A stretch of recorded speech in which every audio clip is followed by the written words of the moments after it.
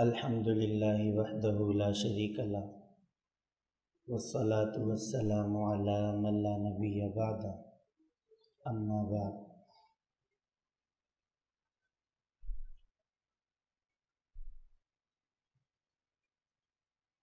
اللہ رب العزت نے ہم سب کو آج ایسے ادارے میں بٹھایا ہے، جمع کیا ہے کہ جہاں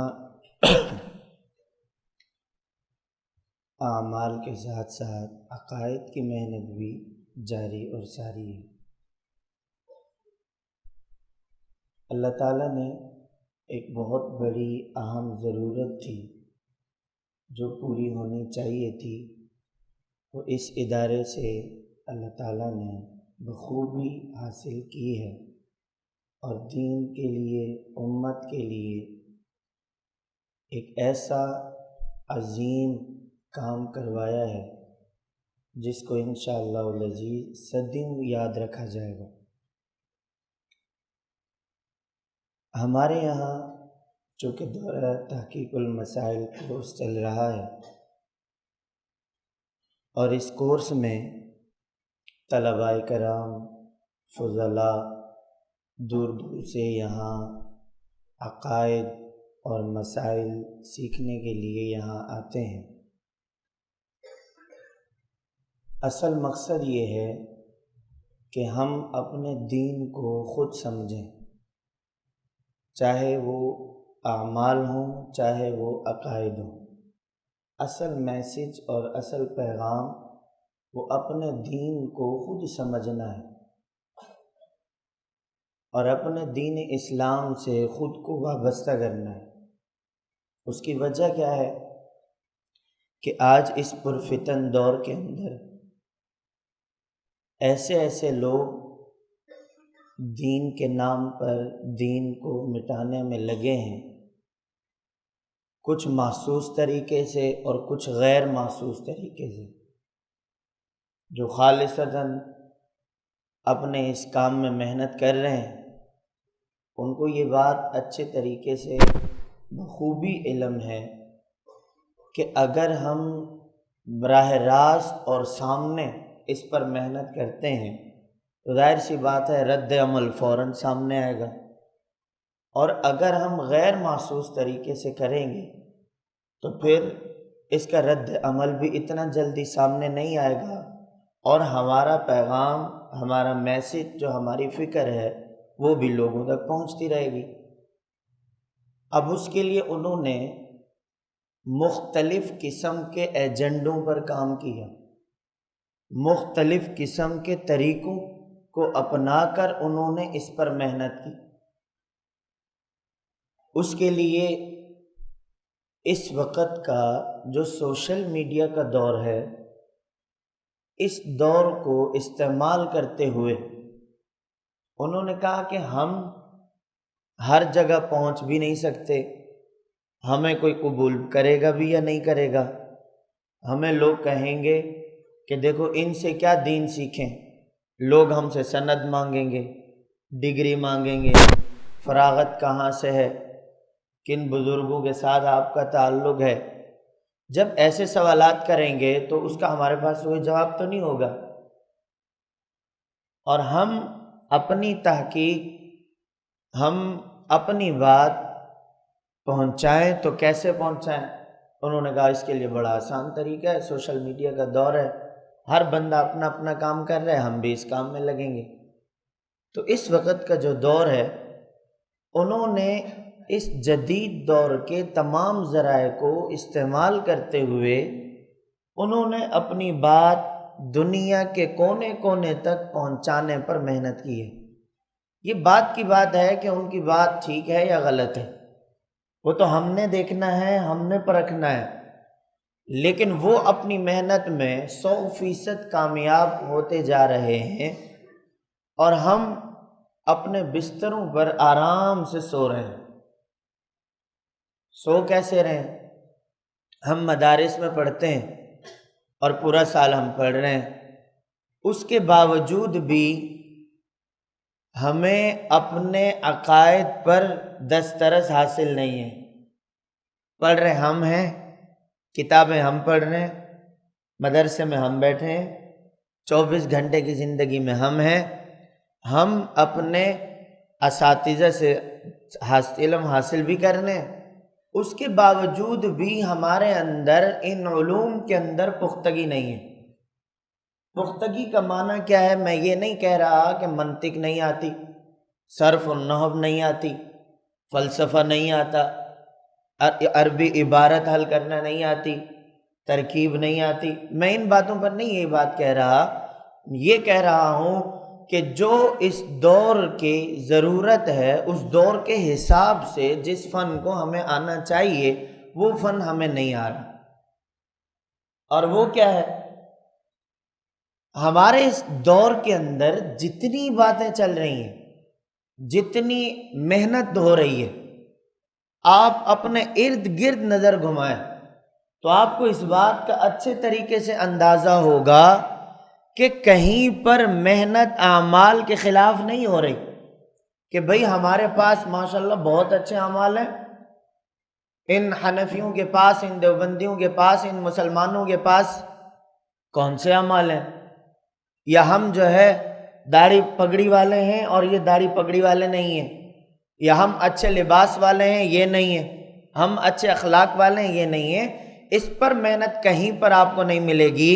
اگر آپ کو محنت ملے گی صرف اس بات پر کہ بھائی ان کے جو عقائد اور نظریات ہیں وہ قرآن اور حدیث کے خلاف ہیں، اور اس چیز کا تعلق کسی فرقے کے ساتھ نہیں، فتنے کے ساتھ نہیں، بنیاد جتنے بھی فتنے اس وقت کام کر رہے ہیں، تمام فتنوں کی جو بیس ہے، جو بنیاد ہے، وہ ایک میسج اور ایک پیغام دینا ہے کہ ان علماء سے اپنا اعتبار ختم کرو، ان حنفیوں سے اپنا اعتبار ختم کرو، ان دیوبندیوں سے اپنا اعتبار ختم کرو، ان داڑھی پگڑی والوں سے اپنا اعتبار ختم کرو، ان سے اپنی نسلوں کو جدا کرو، ان مدارس والوں سے اپنا تعلق ختم کرو۔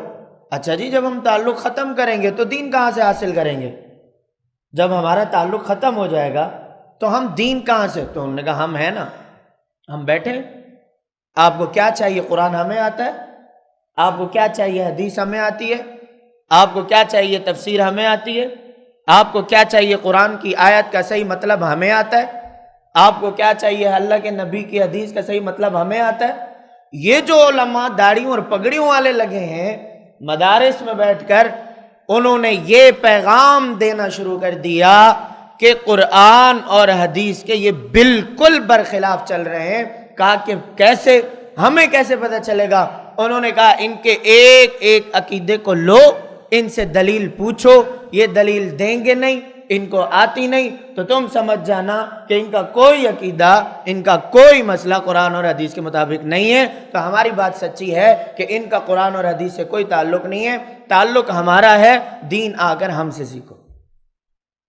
یہ ہے موجودہ دور کا ایک ایسا پلان، ایسا غیر محسوس طریقہ، میں نے لفظ استعمال کیا نا، غیر محسوس طریقہ اس وقت وہ اپنایا جا رہا ہے، اور بڑی تیزی کے ساتھ ہم اپنے بستروں پر، ہم اپنے مدرسے کی چار دیواری میں، ہم اپنے اپنے گھروں میں، ہم اپنے اپنے مدارس میں، ہم اپنے جو ہے اداروں میں، ہم اپنے علاقوں میں بس بند ہیں صرف اس بات پر کہ ماشاءاللہ 10 سے 20 لوگ تو ہیں، یہ تو ہم سے دین پڑھ رہے ہیں، یہ تو سب کر رہے ہیں۔ تمہیں اس کو تلاش کرنا ہوگا کہ جو دین کے نام پر لوگوں کو بے دین کرنے میں لگا ہے۔ اس وقت ان فتنوں کے راستے الگ کرنے ہوں گے، اور یہ بہت بڑا باریکی والا کام ہے۔ اس کے لیے آپ کو مہارت حاصل کرنی پڑے گی، اس کے لیے آپ کو اس فتنے کے رد کا انجینئر بننا پڑے گا۔ اور وہ کیسے ہوگا؟ ہمارے اکابرین نے ہر دور کے اندر جب بھی کسی قسم کے اس طرح کے معاملات سامنے آئے تو قلم کی ضرورت پڑی تو قلم اٹھایا، گفتگو کی ضرورت پڑی تو گفتگو کی، اور اگر میدان مناظرہ میں مناظرے کی ضرورت پڑی تو مناظرہ کیا، میدان جہاد میں جہاد کی ضرورت پڑی تو جہاد کیا۔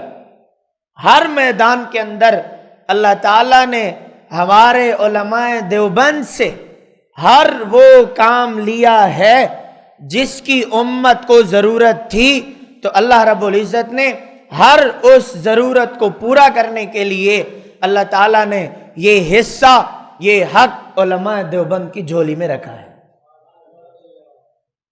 تو اس قسم کے جو فتنے، اب قرآن کے نام پر قرآن کا انکار بہت اچھا طریقہ ہے، حدیث کے نام پر حدیث کا انکار بہت اچھا طریقہ ہے، فقہ کے نام پر فقہ کا انکار بہت اچھا طریقہ ہے، علماء دیوبند کے نام پر دیوبند کا انکار بہت اچھا طریقہ ہے، اور اسی طرح دینی لبادے میں آ کر دین کا انکار بہت اچھا طریقہ ہے۔ تو یہ وہ طریقہ ہے کہ آپ کو لیبل تو بڑا مثبت ملے گا، آپ کو ہیڈنگ اور عنوان تو بڑی جاندار ملے گی، اور آپ کو بیٹھنے والا اسٹیج پر وہ شخص آپ کو بظاہر بہت تعلیم یافتہ نظر آئے گا، لیکن حقیقت میں وہ دین اسلام کی جڑوں کو کھوکھلا کرنے میں لگا ہوا ہے۔ چاہے وہ کوئی ڈاکٹر ہو، انجینئر ہو، پروفیسر ہو، اور کسی نام پر بننے والا کوئی فرقہ ہو، وہ اپنے آپ کو عوام کے اندر کہ میں فرقہ واریت کا داعی نہیں، میں اتحاد امت کا داعی، میں جی فساد کا داعی نہیں، میں اصلاح کا داعی، میں جی جو ہے اس عنوان پر ایک فکر لے کر چل رہا ہوں، بظاہر اتحاد کے نام پر اختلاف، فرقہ واریت کے نام پر فرقہ واریت، اور اصلاح کے نام پہ فساد آپ کو نظر آ رہا ہوگا۔ حقیقت میں یہ اتحاد امت نہیں، اختلاف امت ہوگا، یہ اصلاح امت نہیں، فساد امت ہوگا، اور یہ امت کے دین اسلام کی جڑوں کو بالکل کمزور کرنے میں دن رات شب و روز اپنے لگائے جا رہے ہیں، اور اس کے لیے بہترین ہتھیار اور بہترین ذریعہ جو انہوں نے استعمال کیا ہے وہ سوشل میڈیا کا ہے۔ آپ اپنے ارد گرد نظر رکھیں۔ اب اس کے لیے ہمیں کیا کرنا ہے؟ ہمیں اب اس موجودہ دور کے ایسے ماہرین کی ضرورت تھی کہ اللہ تعالیٰ ہمیں ایسے ماہرین عطا فرمائے کہ جو دین اسلام کا پھیلانا بھی جانتے ہوں اور دین اسلام کا دفاع کرنا بھی جانتے ہوں۔ دین اسلام کا تقاضا صرف دین اسلام کو پھیلانا نہیں ہے، دین اسلام کا تقاضا پھیلانے کے ساتھ دین اسلام کا دفاع بھی ہے، اور دفاع ہے تو دین اسلام ہے۔ جب دفاع ہی ختم ہو جائے گا تو پھر تو سارے راستے ان کے لیے کھل جائیں گے۔ ملک کی سرحدات پر پہلے بارڈر لگایا جاتا ہے، پھر فوج کھڑی ہوتی ہے، اور اندر والے بیٹھ کر سکون سے اپنی زندگی گزارتے ہیں۔ ان کو پتہ ہے کہ باہر چوکیدار کھڑے ہیں، ان کو پتہ ہے کہ باہر حدود مقرر ہیں، ان کو پتہ ہے کہ ان کے پاس اسلحہ بھی ہے، ان کے پاس ٹینک بھی ہیں، ان کے پاس سارے وہ ہتھیار ہیں کہ جس سے وہ اس ملک کی سرحدات کا دفاع کریں گے، اور وہ اپنی جانوں کے نذرانے تک بھی پیش کریں گے، وہ اپنی تمام تر مشکلات کو بھی برداشت کریں گے، لیکن ملک کے اندرونی معاملات میں کسی قسم کا فساد نہیں ہونے دیں گے۔ تو اس مرکز اہل سنت والجماعت کی بنیاد، اس مرکز اہل سنت والجماعت کی خدمات، اور اس مرکز اہل سنت والجماعت کے شب و روز اس بنیاد پر ہیں کہ دین اسلام کا دفاع بھی ہے اور دین اسلام کو پھیلانا بھی ہے۔ تو یہ اس کورس کا پیغام ہے اور اس کورس کا نچوڑ اور خلاصہ ہے۔ اب اس کا تعلق اس چیز کے ساتھ نہیں ہے کہ جی کہیں پر اختلاف ہو تو ٹھیک ہے، کہیں پر جو ہے بحث مباحثہ ہو تو وہاں پر کم نہیں۔ اب یہ بات ختم ہو گئی ہے۔ کیوں؟ اس کی وجہ یہ ہے کہ شروع میں انہوں نے ان چیزوں کو استعمال کیا ہے، اختلافی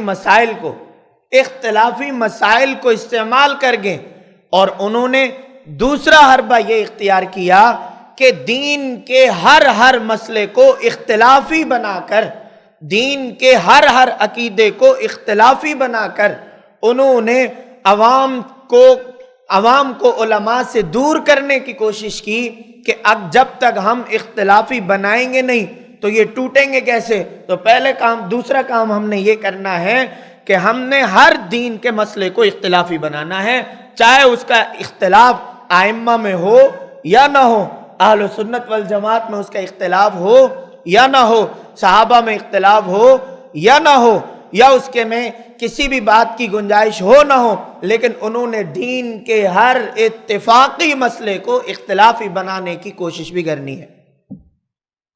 اور بظاہر کبھی کوئی ایسے عقائد ہوں گے کہ جو شروع سے چلتے آ رہے ہیں، کبھی اس کی آڑ میں، اور کبھی ایسے عقائد ہوں گے کہ جو اتفاقی ہوں گے انہیں اختلافی بنانے کی کوشش کریں گے۔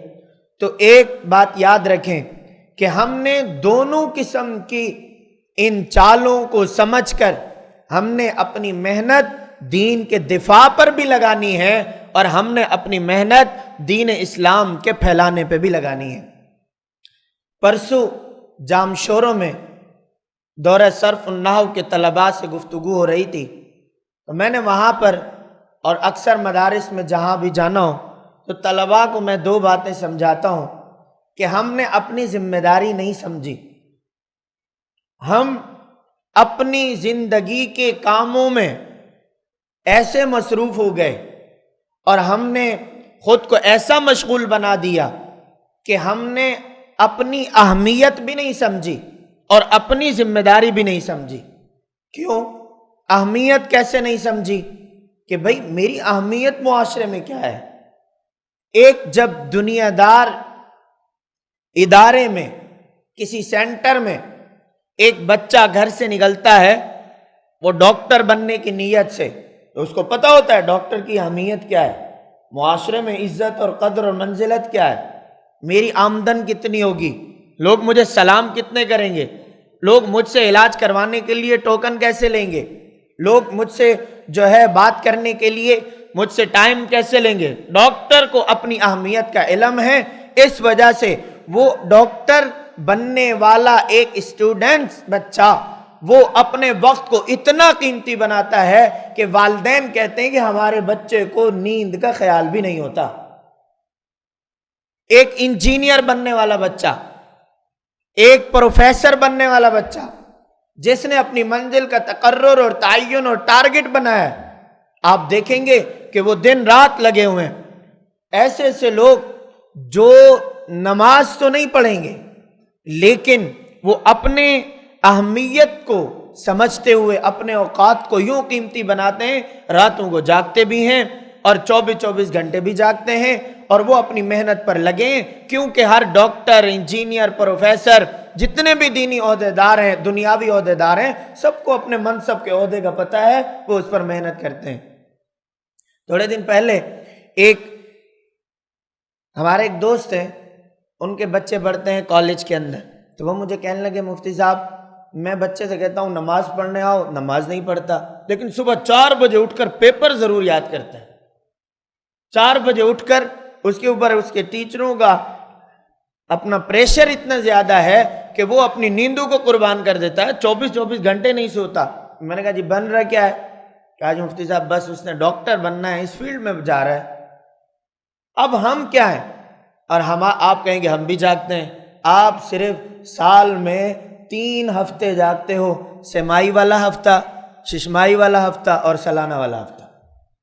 ہمارے بنوری ٹاؤن کے استاد ہیں حضرت مفتی امداد مولانا امداد اللہ صاحب، ناظم تعلیمات ہیں، وہ کہتے ہیں میں نہیں مانتا کہ کوئی طالب علم کمزور ہے، کوئی کن ذہن ہے، میں نہیں مانتا۔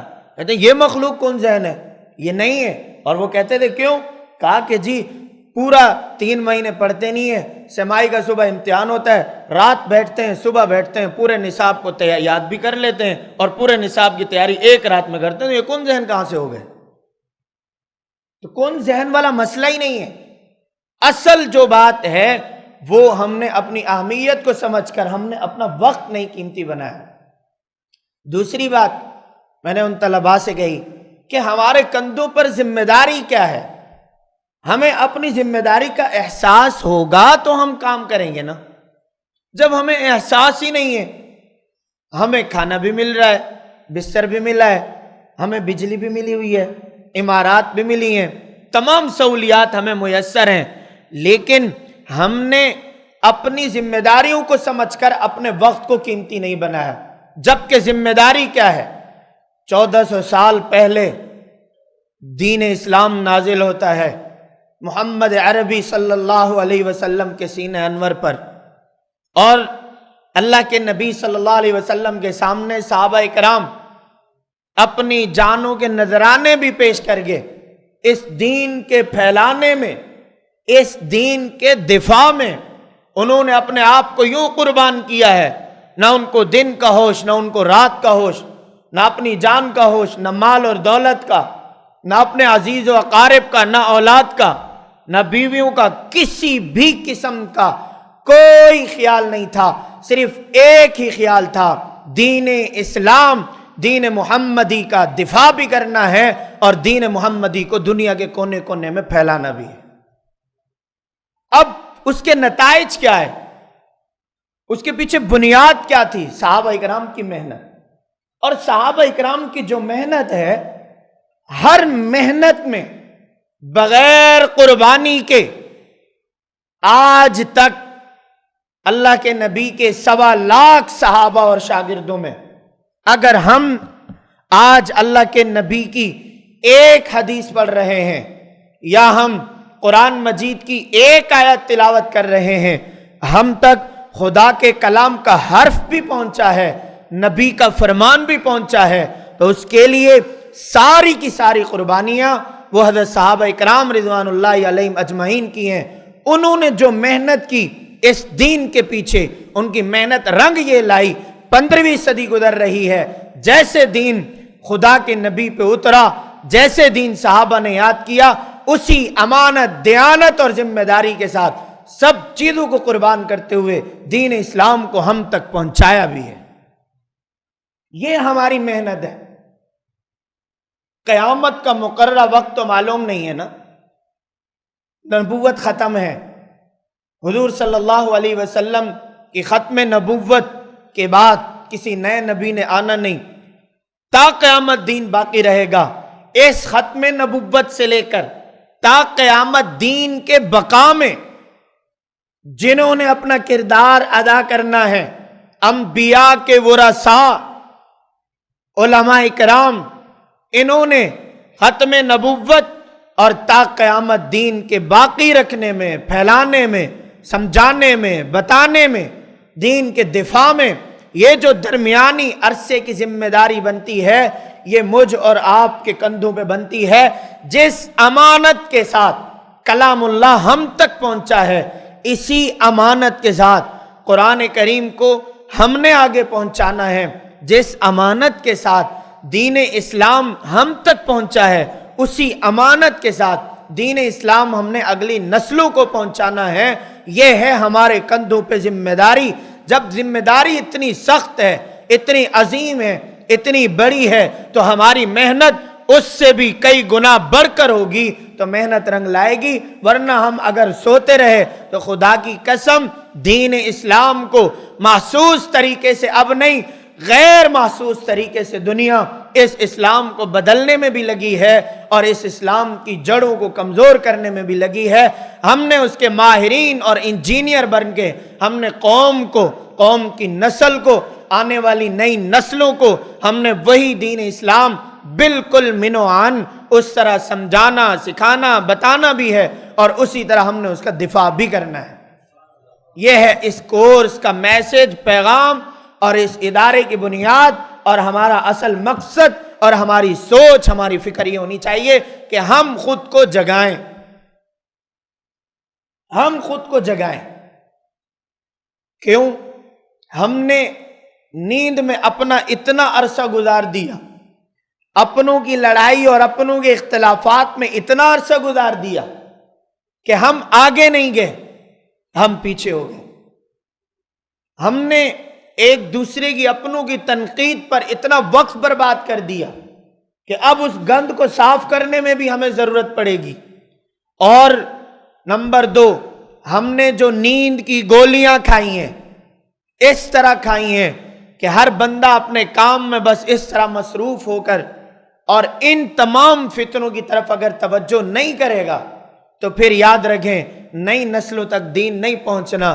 پھر تا قیامت بھی اگر دنیا میں لوگ اس طرح چلتے رہے تو اس کا سارا وبال، اس کا سارا نقصان ہم علماء پر ہے کہ جنہوں نے ہمارے اوپر روپے خرچ کر گئے، جن والدین نے ہمیں اس دین کے لیے وقف کر گئے، اور جس خاندان اور معاشرے نے ہمیں یہاں یونیورسٹیوں اور ان اداروں میں بھیجا ہے، تو عزیز طلباء پھر ہمارا یہاں آنے کا کوئی مقصد، کوئی فائدہ اور کوئی نہیں ہوگا جب ہم اپنی اہمیت بھی نہ سمجھیں، جب ہم اپنی ذمہ داری بھی نہ سمجھیں۔ تو پہلا کام ہم نے خود کو جگانا ہے۔ پہلا کام کیا کرنا ہے؟ آپ ابھی نہیں جاگ رہے تو باہر کیا جاگو گے؟ بولو۔ ہمارا جو سبق کا عنوان ہے وہ ایصال ثواب، وہ سبق بھی ہے، ذہن سازی بھی ہے، اور سبق تو وہ ایسا نہیں ہے کہ جس کے اوپر اتنی تفصیلی بات کی جائے، وہ 2 سے 3 جملوں کا ہے، یہ بھی سبق کا حصہ ہے۔ آپ یہ نہ سمجھیں کہ میں ہوائی باتیں کر رہا ہوں یا مجھے سبق نہیں آتا اور میں چاہ رہا ہوں کہ گھنٹہ پورا ہو جائے، ایسی ویسی کوئی بات نہیں ہے۔ یہ فائلیں آپ کے پاس ہیں، سب کچھ ہیں۔ میں ابھی ساتھی سے کہہ رہا تھا بھئی یہاں تخصص جو کیا ہے مزاج بھی سمجھا ہے کہ نہیں؟ میں آپ کو مزاج سمجھانے کے لیے بیٹھا ہوں اور میں آپ کو بات سمجھا رہا ہوں کہ شاید پھر آپ اس مجلس میں، اس نشست میں آئے یا نہیں، لیکن اپنی اہمیت اور ذمہ داریوں کا پیغام ضرور لے کر جائیں۔ اب طلباء بہت زیادہ ہیں، مدارس عام ہو گئے، علماء عام ہیں، اس کے باوجود ہم کمزور کیوں ہیں؟ اس کی وجوہات کیا ہیں؟ ہم کیوں اتنا کمزور ہو گئے کہ ایک بغیر داڑھی والا بندہ ڈاکٹر جاوید احمد غامدی کی شکل میں، اور وہ ہمارے علماء کی باتوں کی بیٹھ کر تردید کرے؟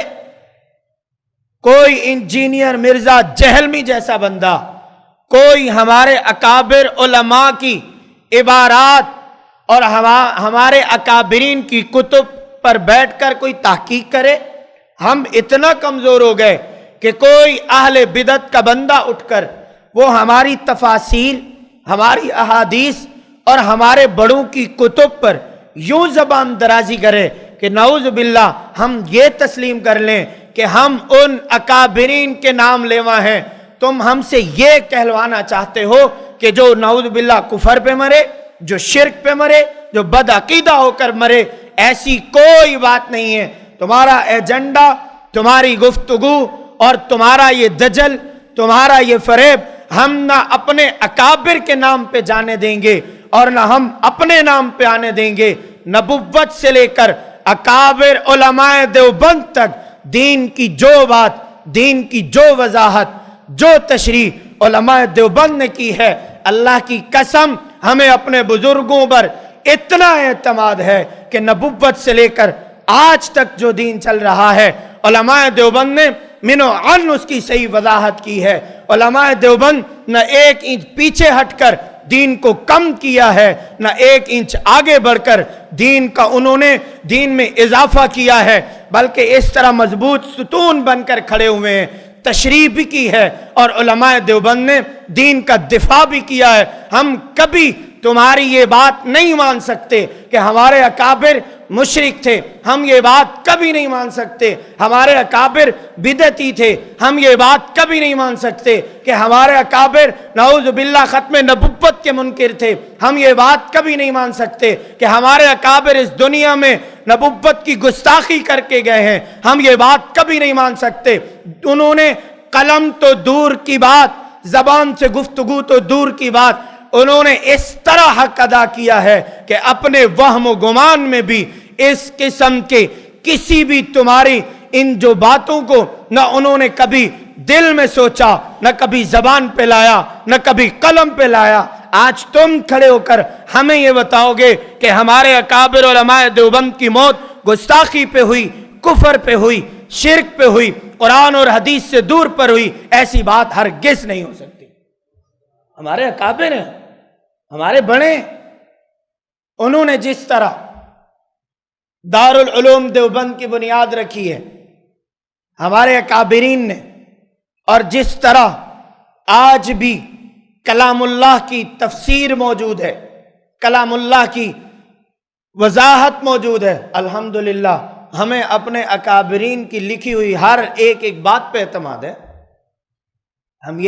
تم ہم سے یہ منوانا چاہتے ہو، جس کا دل چاہے کوئی یہ اٹھا کہ بھئی علماء دیوبند گستاخ ہیں، جس کا دل چاہے یہ اٹھا علماء دیوبند مشرک ہیں، جس کا دل چاہا یہ اٹھا علماء دیوبند قرآن حدیث کے خلاف ہیں، جس کا دل چاہا یہ اٹھا صحابہ کے اوپر زبان درازی کرے، جس کا دل چاہا فقہاء پہ زبان درازی کرے۔ ایسا ہرگز نہیں ہو سکتا، یہ تمہاری سوچ تمہارے منہ کے اوپر ایک دن تمانچہ بنے گی۔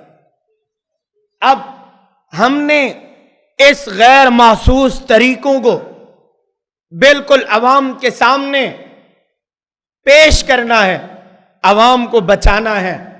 کیوں؟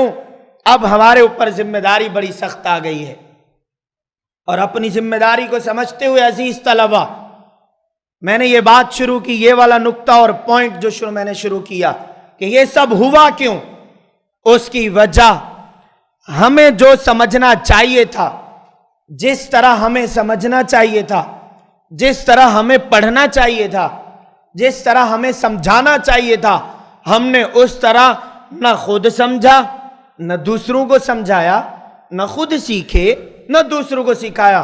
بس اس بات پر کہ ہم تو حکمت عملی کے قائل ہیں، بس حکمت عملی کے ساتھ آج مدارس میں جاؤ، افسوس ہوتا ہے کہ آج مدارس میں جاؤ، کہتے ہیں عقائد پہ بات نہ ہو، محتمم صاحب کہتے ہیں میرے طلباء میں اس قسم کی فضا نہ ہو۔ آج مدارس میں جاؤ، محتمم استاد کو منع، ایک استاد دوسرے سے منع۔ آج مساجد میں جاؤ، مساجد کے ممبر اور محراب پر عقائد کی بات کرنے پر یہ بات نہیں ہوگی، یہ نہیں ہوگی۔ تو ہم کہتے ہیں اگر مدارس میں بھی ان طلباء کو عقائد نہیں سمجھائیں گے تو یہ کہاں جا کے سیکھیں گے؟ اگر مسجد کے ممبر اور محراب سے عوام کو عقائد نہیں سمجھائیں گے تو یہ کہاں سے جا کے سیکھیں گے؟ آج بس اسی بات پہ ہم چلے گئے۔ طلباء ہیں، حضرت ہم آپ کو مدرسے میں استاد لگاتے ہیں، آپ نے ہرگز ایسی کوئی بات نہیں کرنی۔ کس پہ بات کرنی ہے؟ ایسی کوئی اختلافی بات نہیں کرنی، تو پھر بات کس پہ کرنی ہے؟ اگر تم کہتے ہو اختلافی بات نہیں کرنی تو پھر ہدایہ پڑھانا چھوڑ دو، صبح سے شام تک سارے اختلافات ہیں۔ پھر شرح عقائد پڑھانا چھوڑ دو، سارے اختلافات ہیں۔ پھر ایسی تمام کتب نکال دو، سارے اختلافات ہیں۔ وہ اختلافات پڑھائے جا رہے ہیں، اور آج کے دور کے جنہوں نے اختلافات خود پیدا کیے اور انہوں نے دین کو کمزور کرنے کے لیے کیے، تو ہم وہ اختلافات بھی پڑھائیں گے، ہم یہ اختلافات بھی پڑھائیں گے۔ تو بات کیا بھائی اختلافات نہیں پڑھائیں تو کیا پڑھائیں؟ ہمیں بتاؤ نا۔ بس جی رٹی رٹائی آئی، کتاب کی عبارت حل کریں اور جائیں، اور اس طرح سے حل کریں، نہ غیر مقلدوں کا نام لینا ہے، نہ پنجبیریوں مماتیوں کا نام لینا ہے، نہ جو ہے کسی کی رد کرنا ہے، نہ کسی کا کیا کرنا ہے۔ تو پھر یہ سیکھیں گے کہاں جا کر؟ خصی تو ان کو آپ یہاں مدرسوں میں کر رہے ہو،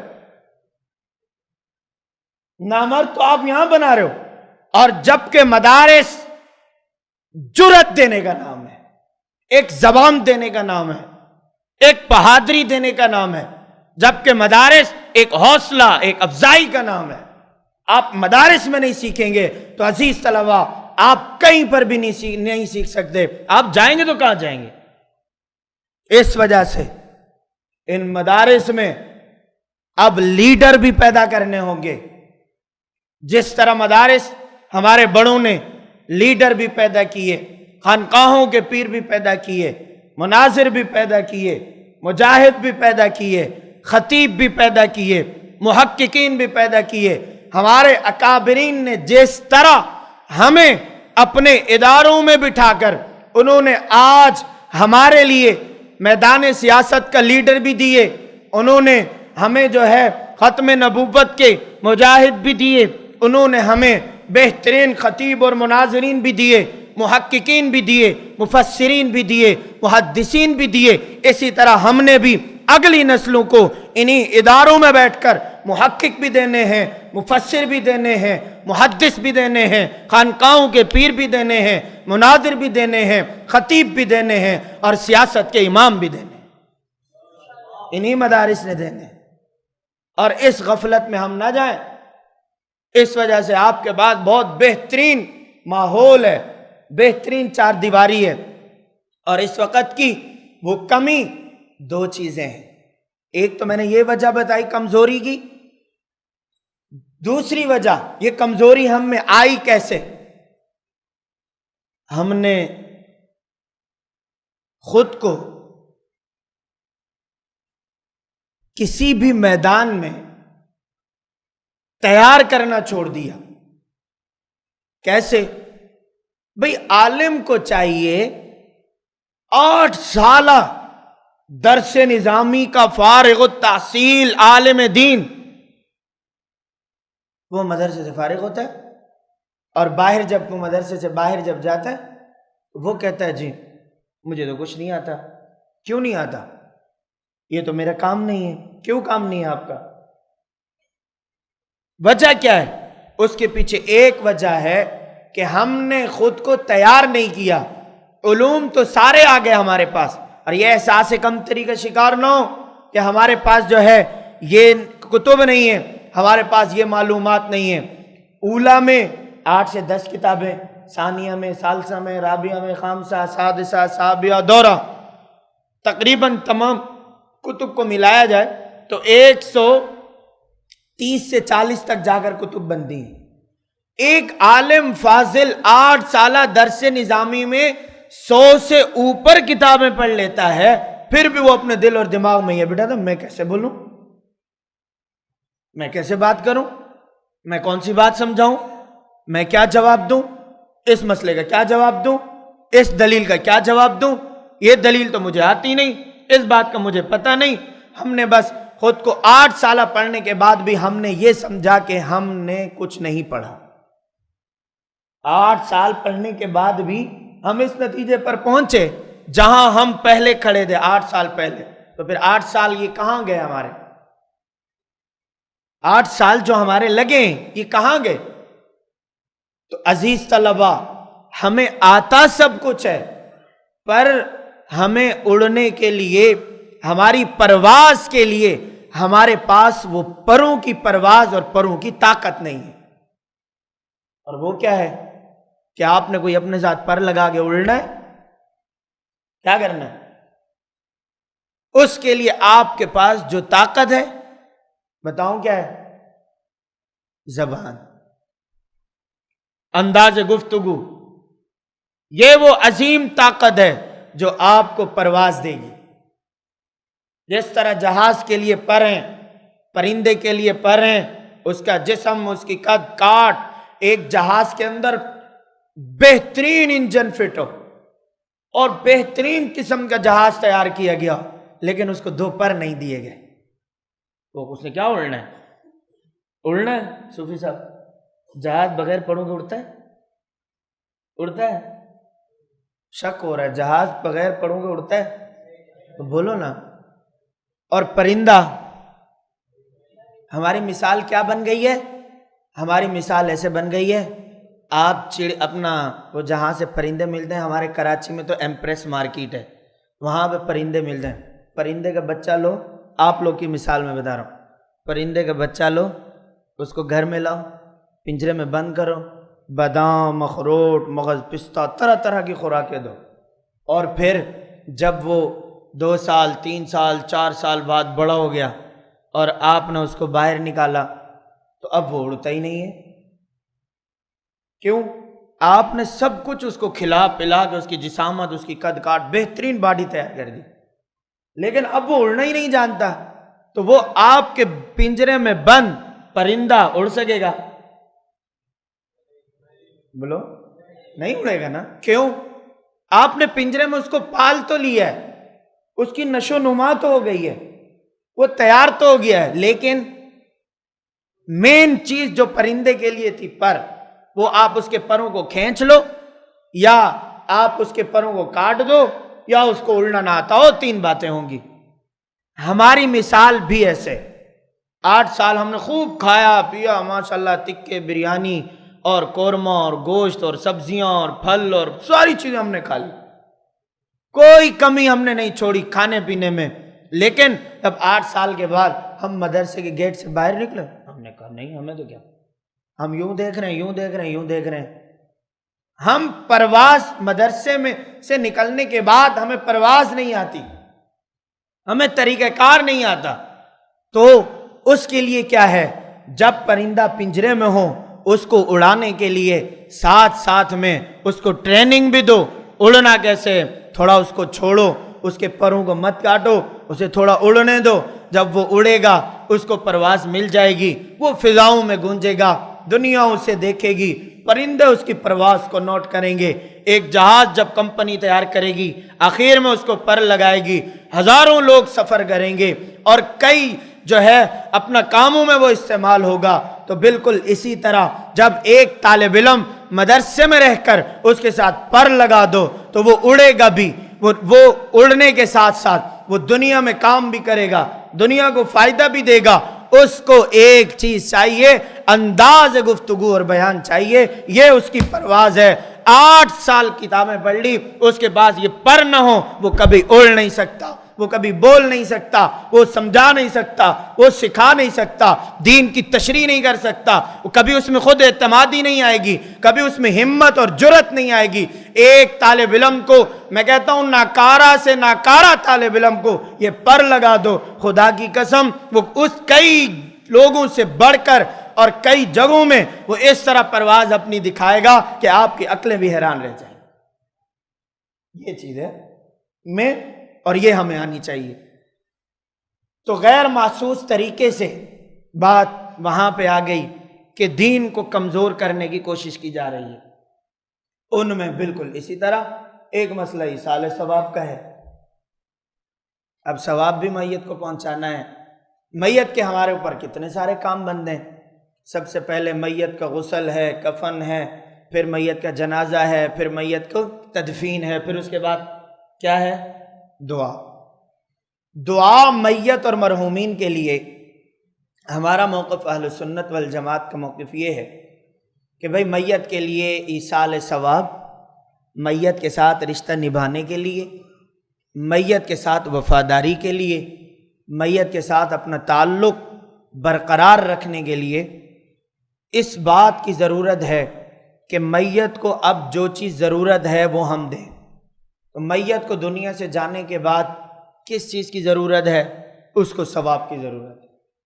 ثواب آپ کی طرف سے پہنچتا رہے گا تو اس کی قبر، اس کے آخرت کے معاملات سارے بہترین ہوں گے. اگر اس کا ثواب اس کے پاس خود نہ ہوا یا اس نے ثواب جو ہے خود اس کے لیے کوئی ذریعہ نہیں تھا، اس نے کوئی بنایا نہیں، تو اب آپ کا تعلق یہ تقاضا کرتا ہے کہ آپ اپنی میت کے لیے ایصال ثواب کریں. کیا مطلب؟ عمل آپ کریں، ثواب اس کو پہنچے، پیسے آپ خرچ کریں، ثواب اس کو پہنچے، عبادات آپ کریں، ثواب اس کو پہنچے، اور جو ہے اپنا نیکی کے سارے کام آپ کریں اور ثواب اس کو پہنچے. اللہ تعالیٰ نے ایک انسان کو جہاں باقی اعزاز دیے ہیں ان میں ایک اعزاز یہ بھی ہے کہ اے میرے بندے، اگرچہ تو دنیا میں بہت کمزور رہا، تجھ سے نیک اعمال نہ ہوئے، تو خود نہ کر سکا، تو امید رکھ کہ تیرے باہر والے شاید تجھے کوئی ثواب دے دیں. اب یہ میں کیوں سمجھا رہا ہوں؟ یہ عوامی انداز ہے. عوامی انداز سمجھو، آپ کہو گے ہم تو بڑے اہل علم تھے، ہمارے اوپر ہمارے ساتھ بات جو ہے ایسی ہو رہی ہے. تو آپ کو دونوں طرز آنے چاہیے. یہ عوامی، اور جب عوام میں ہم گفتگو کرتے ہیں نا یوں اس طرح، اب عوام کو مشکل سے مشکل باتیں بھی سمجھ میں آ جاتی. کچھ باتیں عوامی طرز میں سمجھانی ہوتی. تو میت کے ایصال ثواب یہ میت کا ایک اکاؤنٹ نامہ ہے. جیسے کوئی انسان خود تو کما نہیں سکتا، معذور ہے، کمانے سے قاصر ہے، اس کو زندگی میں کھانا پینا، اس کو خوراک چاہیے. اب وہ کیا کرے؟ کوئی اس کے لیے اکاؤنٹ میں پیسے بھیجے، کوئی اس کے لیے تعاون کرے، کوئی اس کے لیے ایسا کام کرے کہ کمائے تو وہ فائدہ اس کو بھی ملے. ایسے ہوتا ہے کہ نہیں؟ تو بالکل اسی طرح ایصال ثواب یہ ہے کہ عمل ایک انسان کرے اور ثواب دوسرے کو پہنچے. ہمارے اہل سنت والجماعت کے یہاں بالکل یہ جائز ہے، فرائض واجبات کے علاوہ جو نفلی عبادات چاہے بدنی ہیں چاہے مالی ہیں، ہم اس بات کے قائل ہیں کہ میت کو ثواب پہنچتا ہے اور پہنچانا بھی چاہیے۔ اس عنوان پر دو قسم کے فریق بن گئے، ایک وہ فریق جو ایصال ثواب میں اتنا آگے چلے گئے کہ شرک اور بدعت میں چلے گئے، اور ادھر سے ایک وہ فریق جو ایصال ثواب میں انکار ایصال ثواب میں اتنا آگے چلے گئے کہ انہوں نے میت کے لیے ایصال ثواب کا انکار کر دیا۔ اب دونوں آگے، ایک اتنا آگے چلے گئے، انہوں نے کہا فروٹ بھی رکھو، چینی بھی رکھو، پانی بھی رکھو، پتی بھی رکھو، دودھ بھی رکھو، مٹھائی بھی رکھو، یہ میت کو پہنچتی ہے۔ یہ اہل بدعت ہو گئے۔ ہمارے یہاں ہوتا ہے نا، تو میں تو بعض جگہ سے پھر سمجھانا ہوتا ہے تو سمجھاتا بھی ہوں۔ تو خیر اب کیا ہوتا ہے، اتنا آگے چلے گئے، انہوں نے کہا یہ سیب بھی پہنچ رہے ہیں، بریانی بھی پہنچ رہی ہے، قورمہ بھی پہنچ رہا ہے، یہ ساری چیزیں پہنچ رہی ہیں۔ امام احمد رضا خان نے کہا کہ جب میں مر جاؤں تو میرے لیے ساری چیزیں پہنچا دینا۔ تو یہ ان کے یہاں ہے، اس وجہ سے سب سے زیادہ کھانا پینا بھی ہوتا ہے ایسے موقعوں پر۔ تو وہ اتنا آگے چلے گئے کہ انہوں نے کہا کہ ایصال ثواب اس طرح ہوتا ہے۔ ہم نے کہا نہیں بھائی، حد میں رہو۔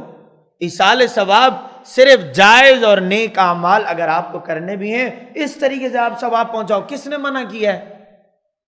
دوسرے انہوں نے سرے سے انکار کر دیا، انہوں نے کہا بھائی ایسا ویسا کوئی سلسلہ نہیں ہے، کوئی ثواب واب نہیں۔ اب ہوا کیا، رگڑے میں ہم آ گئے۔ ہم کیسے رگڑے میں آ گئے؟ ہم نے ادھر سے ان کی بھی تردید کی، بدعت والوں کی، انہوں نے بھی ہم پہ چڑھائی کر لی کہ یہ تو ایصال ثواب کو مانتے ہی نہیں ہے۔ اچھا، جن کو ہم نے کہا کہ بھائی، جن کا رد ہم نے کیا کہ تم منکر ہو رہے ہو ایصال ثواب کے، تو تمہیں یہ ماننا ہے، اس پر ہم نے دلائل دیے، انہوں نے کہا کہ یہ مشرک ہو گئے۔ مطلب ہم شرک کی تردید کرتے کرتے ان کے یہاں ہم مشرک ہو گئے۔ یہ عجیب کا فلسفہ ہے۔ تو ایک طبقہ ایصال ثواب میں اتنا آگے چلا گیا کہ کہاں داخل ہو گیا، شرک اور بدعت میں، اور ایک طبقہ ایصال ثواب سے اتنا متنفر ہوا کہ وہ ایصال ثواب کا انکار کر بیٹھا، اور لوگوں نے چڑھائی کس پہ کر لی؟ درمیان میں ہمارے۔ چلو بھائی، تو ہم کہتے ہیں کہ بھائی ہم اہل سنت والجماعت احناف دیوبند عوام کے ذہنوں کو صاف کریں، بھائی ہم ایصال ثواب کے منکر نہیں ہیں۔ اور آدھی دنیا جو، یہ میں آپ کو بات بتا رہا ہوں، آپ عوام میں گھومیں آپ کو اندازہ ہوگا کہ آدھی دنیا جو اہل بدعت بنی ہے، اس بنیاد پر بنی ہے کہ انہوں نے ہمارے بارے میں یہ سمجھا کہ یہ ہیں ہی منکر، جبکہ حقیقت میں ہم منکر نہیں ہیں۔ جتنے بھی مسائل ہیں آپ دیکھیں تو ہم نے کہا کہ ایصال ثواب کے منکر ہم نہیں، سماع موتیٰ کے منکر ہم نہیں، صلاۃ السلام کے منکر ہم نہیں، حیات النبی کے منکر ہم نہیں، درود السلام کے منکر ہم نہیں، حضور کی سیرت کے منکر ہم نہیں، حضور کے آداب کے منکر ہم نہیں۔ تو اب آپ ان کو یہ جواب دینا شروع کر دیں کہ ہم منکر نہیں ہیں، آپ کو غلط رپورٹ پہنچی ہے۔ تو صحیح رپورٹ کیا ہے؟ بھائی صحیح رپورٹ یہ ہے، ہمیں جہاں جائیں تو کہتے ہیں جی نماز جنازہ کے بعد دعا نہیں۔ ہم نے کہا رپورٹ غلط پہنچی ہے، ہم تو کہہ رہے ہیں دعا ہے، چلو ہمارے ساتھ۔ تو کئی سارے ایسے جنازے ہوئے، میں نے خود یہ بات کہی، میں نے کہا یہ لیبل صاف کرو۔ اور ایسے ایسے علاقے ہمارے یہاں کہ جہاں پر مناظروں کی بحث چھڑ جاتی ہے، میں نے کہا تمہیں دعا ہی کرنی ہے نا، صبر ٹھہرو، نماز جنازہ پڑھتے ہیں، جنازہ پڑھ کے سب لوگ رکیں، کوئی ایک بندہ نہیں لے گا، میت کو دفن کریں گے، وہیں سب کھڑے ہو کر دعا کریں گے۔ اب جی کوئی وہاں سے بھاگ رہا ہے، کوئی وہاں سے بھاگ رہا ہے، تو میں نے کہا بھاگتے تم ہو، کہتے ہمیں ہو، دعا سے بھاگ تم رہے ہو اور کہہ ہم رہے ہو۔ ایک دفعہ میں نے کہا ایک جنازہ پڑھایا، یہ مسئلہ بھی سمجھایا، میں نے کہا دعا ہوگی، دعا کے بعد جو ہے پھر جانا، میت کے ساتھ وفا پوری کرو۔ قبرستان میں جب وہاں پر ہو گئے تو اگر 500-600 لوگ تھے تو بمشکل 50 بچے، اور وہ جو 50 بچے دعا کے بعد میں نے خود جان بوجھ کر لمبی دعا کرائی، میں نے شوق پورا ہو۔ تو جب لمبی دعا کرائی تو پھر بعد میں دوسرے دن جب ملاقات ہوئی تو ہم سب دعا لمبی کرائی ہے۔ میں نے کہا ادھر کہتے ہو کراتے نہیں ہیں، جب کراؤ تو کہتے ہو لمبی کرائیے، تو کریں تو کیا کریں؟ تو یہ ہے وہ طریقہ کہ جس میں مناظروں کی ضرورت نہیں رہی، اب انداز بیان اپنا ایسے کریں۔ ایصال ثواب، ہم نے کہا بھئی کون منکر ہے، آؤ پیسہ تم لاؤ، خرچ ہم کریں گے، دیکھتے ہیں ثواب کیسے نہیں پہنچتا۔ یہ مفت والے، یہ خواہ 100-200 روپے والے ثواب جو ہے یہ ان سے جا کے کروانا جن کا 100-200 پہ گزارا ہوتا ہے۔ اگر تمہیں ثواب چاہیے امانت کے ساتھ ہمارے اوپر لو، ہم تمہیں بتائیں گے بھی ثواب ہوتا کیسے۔ اب یہ عوام کو سمجھانے کا طریقہ ہے، بھئی ایصال ثواب کے منکر ہم نہیں ہیں۔ دلائل دونوں طرف کے دلائل ہم نے دینے کہ بھئی ایصال ثواب کی حد کیا ہے، اور ایصال ثواب کا انکار بھی نہیں کرنا۔ جنہوں نے انکار کیا انہوں نے دلائل بھی نہیں مانے، اور جو آگے چلے گئے انہوں نے اپنی طرف سے اضافہ کیا۔ ہم نے کہا ایصال ثواب میت کے لیے برحق ہے، چاہے وہ بدنی عبادات ہوں، مالی عبادات ہوں، نفلی عبادات ہوں، جیسی کیسی بھی ہوں۔ دلائل آپ کی فائل میں موجود ہیں، 13 دلائل اس میں موجود ہیں۔ جو انکار کرے انہیں پڑھ پڑھ کے سناؤ، اور جو زیادہ آگے جائے ان کو ان دلائل پہ لاؤ۔ تو یہ دلائل دونوں قسم کا کام کرتے ہیں، لوگوں کو آگے بڑھنے بھی نہیں دیتے اور لوگوں کو پیچھے ہٹنے بھی نہیں دیتے۔ تو ایصال ثواب عوام کو جب سمجھائیں تو پھر عوامی لہجے میں، اور یقین مانے نا الحمدللہ اس ادارے کی برکت سے اللہ رب العزت حضرت استاد جی کو لمبی زندگی عطا فرمائے۔ حضرت استاد جی کی تعبیرات اتنی بڑی آسان عام فہم ہوتی ہیں کہ سمجھ سامنے بیٹھنے والا سوچ رہا ہوتا ہے کہ یہ ابھی کیا سمجھائے گا، وہ ابھی سوچ ہی رہا ہوتا ہے کہ ہم 2 منٹ کے اندر پورا مسئلہ اس کے دماغ میں بٹھا کر فٹ کروا کر نٹ ٹائٹ بھی کر دیتے ہیں۔ اب بات سمجھیں؟ تو ایصال ثواب کے منکر ہم نہیں، کرنا ہے آؤ کرو۔ اب اس کے لیے جو مروجہ طریقے ہیں ان کا جب دین میں کوئی ثبوت ہی نہیں ہے، کوئی طریقہ ہی نہیں ہے، تو ہم کیسے گئے؟ تو اس وجہ سے لوگوں کو جب دین سمجھائیں، دین سکھائیں، تو انداز گفتگو بھی بڑا عام فہم رکھیں، اپنی تیاری، اور یہ دلائل بھی آپ کے سامنے ہو، ساری چیزیں ہونی چاہیے۔ لیکن عزیز طلبہ، میں نے آپ کو جو قیمتی بات بتائی وہ کیا ہے؟ انداز گفتگو، یہ بنیاد ہے۔ میں آپ کو دلائل پڑھا بھی دوں، سکھا بھی دوں، مجھے پتا ہے آپ لوگوں کو تو ابھی یاد بھی نہیں ہونے، لیکن کیا انداز گفتگو سمجھیں کہ کبھی کام کیسے ہوتا ہے، کبھی کیسے ہوتا ہے۔ تو جن کو آپ سمجھاؤ گے کہ ایصال ثواب کے منکر ہم نہیں، آدھے اہل بدعت آپ کے بارے میں صاف ہو جائیں گے، اور جو منکر ہیں ایصال ثواب کے ان کو آپ دلائل دو گے وہ بھی ٹھیک ہو جائیں گے، اور جو ٹھیک نہ ہو ٹھیک ہے، سب نے جنت میں نہیں جانا، کچھ جہنم میں بھی نظام جانا ہے، جائے پھر ہمارا کیا شوق ہے بچانا ہے، ٹھیک ہے؟ تو بات سمجھیں؟ تو یہ جو طریقہ کار ہے عزیز طلبہ، 4 باتیں خود کو جگائیں، اپنی اہمیت سمجھیں، اپنی ذمہ داری سمجھیں، اور پھر اپنے کو خود تیار کریں، تیار کرنا سیکھیں، اور اس طرح اپنے آپ کو قربان کر دیں۔ کوئی دین کی بات کوئی مشکل نہیں ہے، نہ سمجھنا مشکل ہے نہ سمجھانا مشکل ہے، بس آپ تیار ہو جائیں تو سب کچھ آسان ہے۔ تو اس کے لیے تیار ہیں کہ نہیں؟ کون کون تیار ہے؟ سب تیار ہیں۔